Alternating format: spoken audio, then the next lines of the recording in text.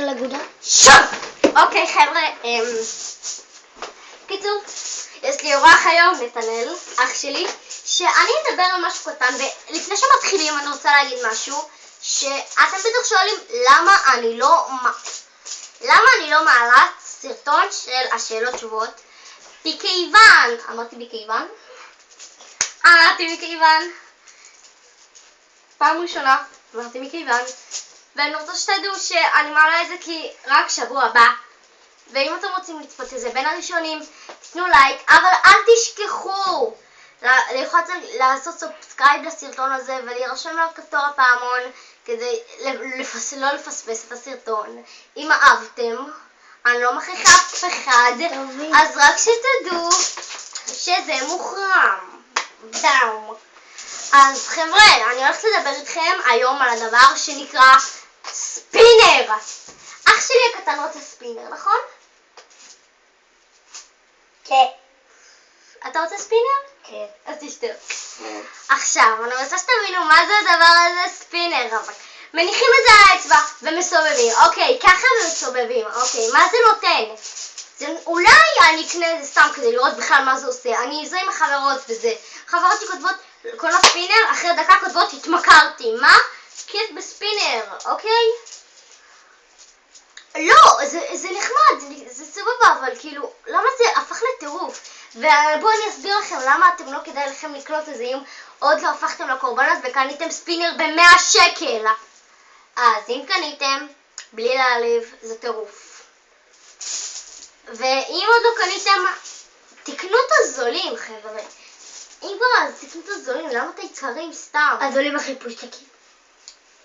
יופי, שיהיו פושטקים, אבל כאילו, סתם לא, כי זה עכשיו הכי במודה, אוקיי? זה במודה, אז למה לקנות את זה? כל הקטע שלי יש כזה, אני היחידה בערך שאין לה את זה, כי לא בא לי, זה סתם אופנה חולפת. היה את האלבום שכונה, אני קניתי, אחרי חודש בערך זה נגמר, ואני כזה סתם נשארתי עם האלבום הזה בארון ולא עשיתי איתו כלום. הייתי מוכרת, כל פעם הולכת עם 5 שקל לסופר לקנות קלפים ועוד קלפים ועוד קלפים. ככה הרמה של קלפים היה לי, ואחר כך אפילו לא השלמתי את האלבום. סתם עשיתי את הדבר הזה. אחר כך מה עוד היה? סליימים. גם סליימים, אחרי זה אני בחרתי גם לא לקנות סליימים. היה גם את הכדור הזה, אחרי זה שהבנתי שזה סתם, זה אחרי זה אופנה חולפת. איזה כדור? כדור כזה ששמים על היד, ואז תופסים וזורקים, וזה תופסים וזורקים. רוצה להביא? תביא תדגים, בינתיים תביא. ואני כאילו, זה סתם אופנה חולפת, זה לא אתם סתם מבזבזים כסף. כאילו, אם אתם רוצים ואם זה באמת טוב לכם, שמעתי שזה הפרעות קשב וריכוז, אוקיי, אני באמת צריכה את זה, כי אני כל פעם בשיעור לא מצליחה להתרכז, אוקיי. אז לפעמים אני אומרת לאמא שלי, תבין, ננסה את זה אם זה באמת עובד, שאני בכלל לא מאמין שדבר כזה עובד. אבל יש לי חברות שסתם שאלה להם, אומרות למורה, אבל המורה, יש לי הפרעת קשב, אני לא יכולה להתרכז בשיעור. לוקחות ומסובבות את זה על האצבע, מסובבות. אני לא מבינה מה זה הדבר הזה. כאילו, חבר'ה, לא להעליב, אבל כאילו, אני חייבת להגיד לכם את זה. שאופה, הוא מביא את הכדור. אפילו את רוצה לקנות את זה. כי לי באמת קשה להתרכז, אבל אני לא אבזבז על זה 20 מה זה הפרעת קשב? אני לא אבזבז על זה 100 שקל או 50, תביא. איזה 50 שקל, 10 שקל. נו, הכדור הזה, אתם זוכרים שהוא פעם היה באופנה, הכדור הזה, שמשחקים בו וזה, שלוקחים את זה, שמים על היד, פשוט זורקים ותופסים. שזה בטעות עכשיו והוא סתם, וקנינו כדור לא טוב, שהוא לא באמת קופץ בחזרה. אז נראה לי צריך לזרוק את זה אפילו יותר רחוק כדי שזה יחזור, כי זורקים את זה וזה קופץ למעלה, אז אני לא מבינה למה קנינו את זה. היה לי פעם אחד יותר טוב, אבל אח שלי עכשיו רצה לקנות את זה. לפחות זה לא מהכסף שלי. כן. עכשיו, הספינר אתה תקנה מהכסף שלך, כי זה יהיה סתם בזבוז כסף בשביל אמא. אתה יודע כמה זמן רציתי ספינר, אבל כי יש לי כאילו, כביכול נראה לי... מה זה הפרעת קשב? הפרעת קשב זה שקשה לך להתרכז בשיעור, או כל דבר קטן מפריע לך. גם לי, אוקיי, נראה לי יש לי הפרעת קשב.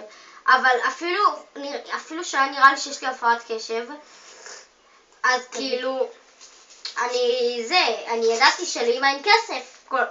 אין כסף כי זה דברי מותרות, אז אני לא ביקשתי ממנה שתקנה. אבל לא, הוא החליט לבוא ולהגיד לה, אמא תקני לי ספינר, לא חשוב כמה זה עולה, 50, 30, אפילו 100 תקני לי.